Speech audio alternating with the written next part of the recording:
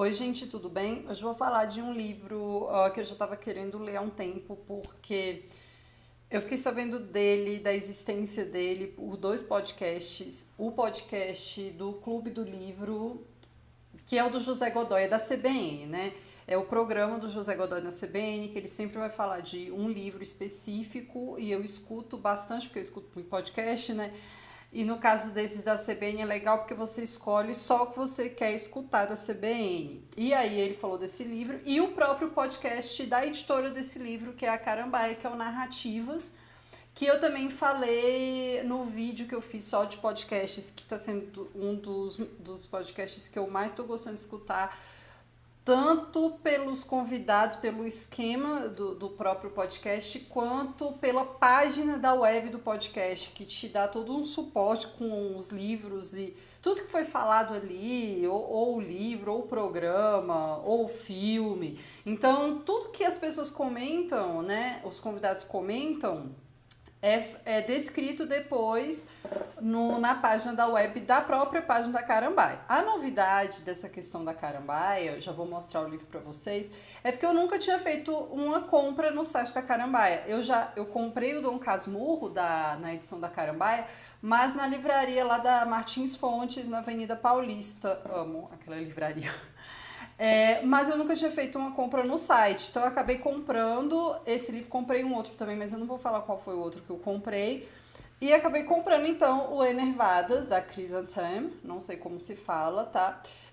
Foi uma experiência muito boa ter comprado esse livro no site, porque vem toda. Olha só, vieram os dois livros, tá? Numa sacolinha dessa de algodão cru e tal.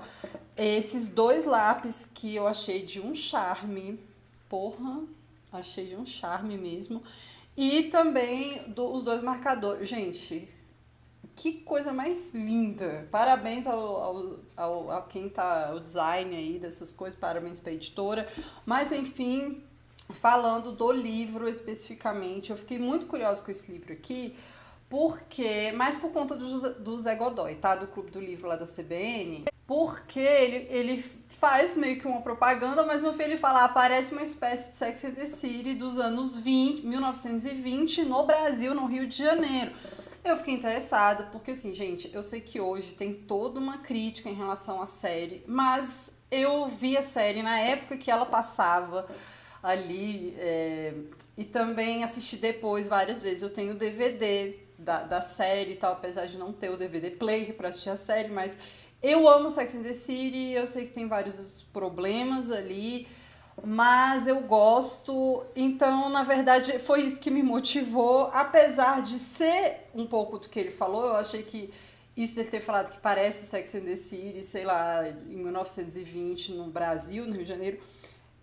O que é curioso? Porque o Sex and the City, tudo bem que as pessoas criticam muito, mas você percebe que é uma série que as mulheres, tudo bem, brancas, com dinheiro, em Manhattan, mas a perspectiva está sendo contada do lado delas, entende? Isso aí pra mim já é uma coisa boa, enfim. E é o que acontece aqui, porque primeiro que é uma escritora, tá? Que o nome dela, Chrysantheme, ela se chamava Chrysantheme, mas na verdade era, qual o nome aqui, gente? Maria Cecília Bandeira de Melo Vasconcelos. Ela escreveu muitos livros entre 1920 e 1930, porém, segundo o pós-fácil aqui Cadê o pós-fácil? Da Beatriz Rezende, que ela é professora titular de literatura comparada da UFRJ e pesquisadora. Ela vai dizer no pós-fácil aqui, o pós-fácil está muito bom, que ela foi esse tipo de literatura aqui, que seria Belle Époque, no Brasil, foi meio apagada pelo movimento modernista, que foi pela mesma época e acabou apagando. Mas, gente, isso aqui é uma maravilha. Esse livro, eu fiquei assim, sem acreditar que eu tava lendo. Eu vou falar os motivos aqui, tá bom?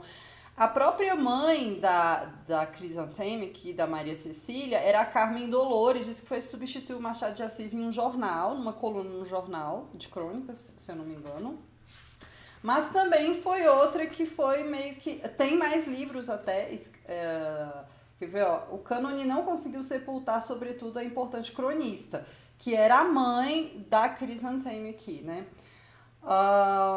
Que substituiu Machado de Assis em O País e era considerado, ao morrer, a mais bem paga de nossa imprensa. Seu livro de contos Gradações já foi várias vezes republicado, ou seja, a mãe dela é mais conhecida do que ela que foi apagada, né? Sendo que ela escreveu muitos livros. Uma coisa curiosíssima foi que a Carambaia, pelo que eu entendi aqui, descobriu esse livro no Real Gabinete Português de Leitura, lá no Rio de Janeiro. Inclusive, eu não conheço.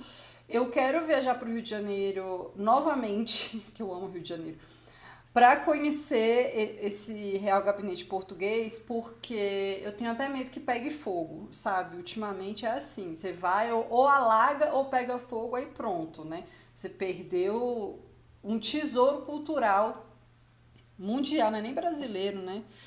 Então, o que vai acontecer aqui com o livro, realmente, né? É uma personagem escrevendo, é uma narradora, conversando ali, tá em primeira pessoa, ela vai ao médico e ela vai falar o que ela tem, sabe? Então, quando você vai pra uma terapia e tal, mas não era terapia.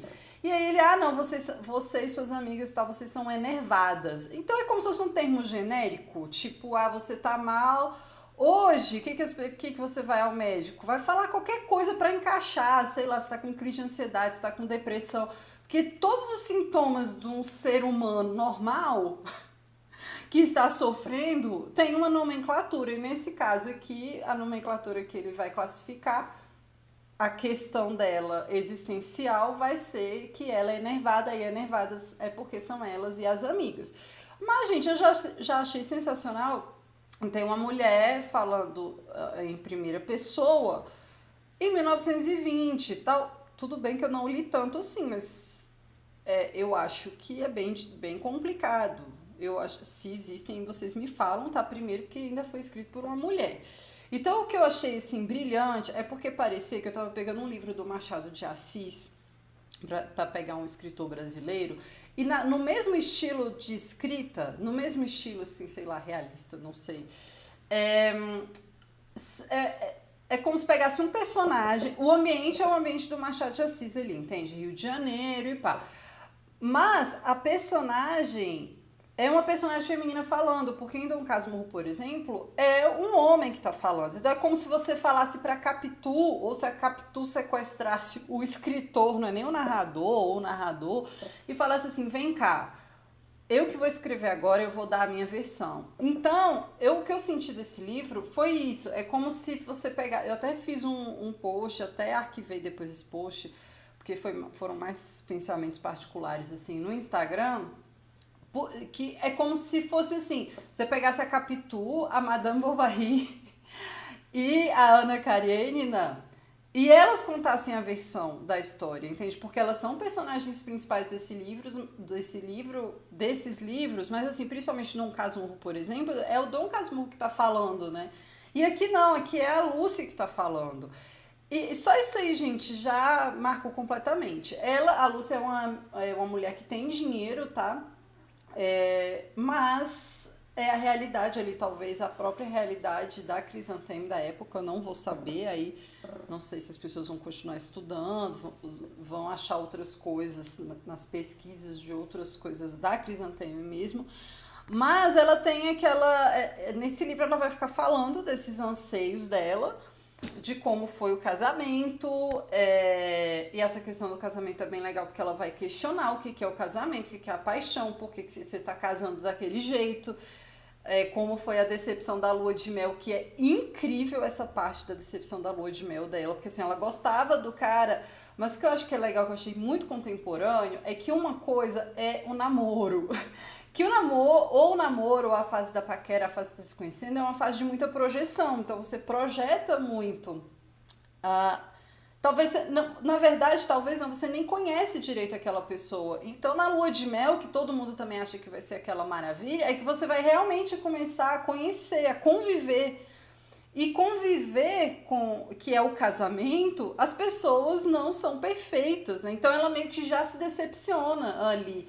E engraçado que tem um episódio de Sex and the City que é desse jeito, que é quando a Miranda, né, resolve casar com o pai do filho dela, E finalmente só que eles têm já um relacionamento longo e tal, eram amigos, ficavam. Mas aí quando eles casam realmente e vai ter uma lua de mel, ela fica entediada. Então, esse episódio de Sex and the City, inclusive, é incrível e eu achei curiosa essa parte aqui da Lúcia descrevendo a lua de mel. É incrível, é muito engraçado esse livro, sabe? Muito engraçado mesmo. E aí ela tem também 4 amigas, 4, sim, e que aí também achei sensacional essas amigas, porque, por exemplo, tem uma que é lésbica, tem um cabelo curto, ela descreve essas amigas de maneira muito natural, entende? Não é espantoso, não é, eu tenho uma amiga lésbica, não, é natural. Tem uma outra que se separou e ficou amargurada, e essa amargura dela é ficar com o maior número possível lá de caras e tal. Tem uma outra, a Madalena, né, que é a que usa muita morfina e depois ela cansa da morfina e vai usar cocaína. E o que é curioso é que, historicamente, a gente sabe que tem uma questão das drogas sendo criminalizadas, né? Existe um estudo histórico sobre isso.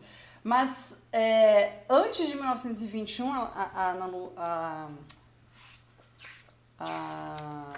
no pós-fácil aqui, da Beatriz Rezende, ela vai dizer, né, que as tentativas de proibição da cocaína vendida nas farmácias estão... Antes a cocaína era vendida na farmácia, mas essas tentativas de proibição começam em 1921 e a repressão ao comércio de entorpecentes recrudesce em 1928. Ou seja, a gente acha, né, ou todo mundo não sei, que sempre foi proibido as drogas, mas cada droga tem uma história e tal, né? Então eu achei bem curiosa essa parte aqui da da Madalena.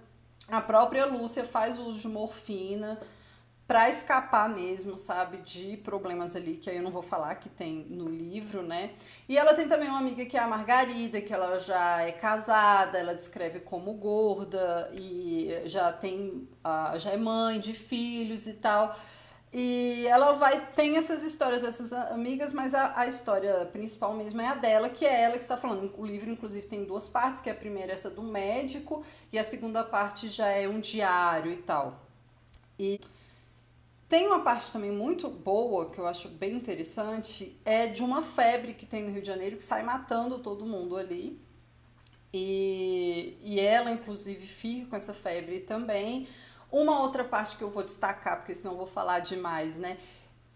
O marido dela pretende subir na carreira militar ali. E, gente, essa parte me chocou muito, porque, assim, a maneira que ele tem para conseguir isso é um envolvimento assim social, aquele networking e tal, com o superior dele. Mas ele pede pra ela, pra Lúcia, a Júlia, esse marido dela, pede pra Lúcia se envolver emocionalmente com o chefe dele e pedir para que ele suba na carreira. E isso acontece. Eu fiquei assim, pasma, né? Tipo, a mulher sendo prostituir, a esposa. Eu sei que isso é comum, tá, gente? Mas quando você lê um livro que foi escrito assim faz tempo, eu fico pensando, né? Fica todo mundo, antigamente era bom. É uma falta de leitura, é uma falta de pesquisa, né? Achei, assim, foram partes que me chocaram e... Cara, é muita coisa pra falar desse livro, mas envolveria muito spoiler. E eu não quero ficar dando spoiler. Mas é isso, assim, retomando aqui o que me chamou a atenção, é como se personagens, mulheres de livros famosos fossem condensadas aqui pela Lúcia, sabe? E nisso a gente ficasse sabendo que essa mulher que é casada, que está entediada, que, sei lá, quer ser feliz, o que ela estava pensando? A gente não sabe o que elas estavam pensando ali em Ana Karenina, a Madame Bovary, a Capitu, a gente só sabe um lado, né? Se bem que ali Ana Karenina e Madame Bovary é um narrador que está falando de todos ali, né? Então, na verdade, ele está supondo que todo mundo sabe o que todo mundo sente, mas principalmente Dom Casmurro não, é o próprio Dom Casmurro. E cadê a versão da Capitu? Então é mais ou menos isso, é como se fossem as mulheres dos romances ali descritos aqui pela Lúcia, sabe? A narradora do Enervadas. Então, assim, achei sensacional, acho que vale muito a pena ler esse livro. É divertido, tem umas partes bem tristes, mas é um livro que é até divertido, sabe? E é isso, tá, gente? Foram as impressões aqui da leitura desse livro. Espero que tenham gostado e se alguém já leu e tal. Tem uma característica aqui dessas edições da Carambaia, é que isso aqui só tem 1000 cópias. Então você compra, assim, é pra gente ficar se sentindo exclusivo, né? Comprei um livro, a 400, o 427 de 1000 livros aqui que saíram para Naval. Então é um tesouro, vou, né? My precious aqui. Mas é interessante porque eu não sei, acho que para você sair do e-book, talvez, não sei. Mas eu adorei, tá? Adorei ter lido esse livro e pela contextualização. E o livro não é difícil de ler, são, sei lá, 160 páginas. 160 não. O livro mesmo são 151 páginas, porque depois é o pós-fácil. Então é ótimo, tá? Vim fazer essa propaganda aqui do livro e gostei. Muito obrigada por terem assistido, tá? Um abraço e até o próximo vídeo. Tchau!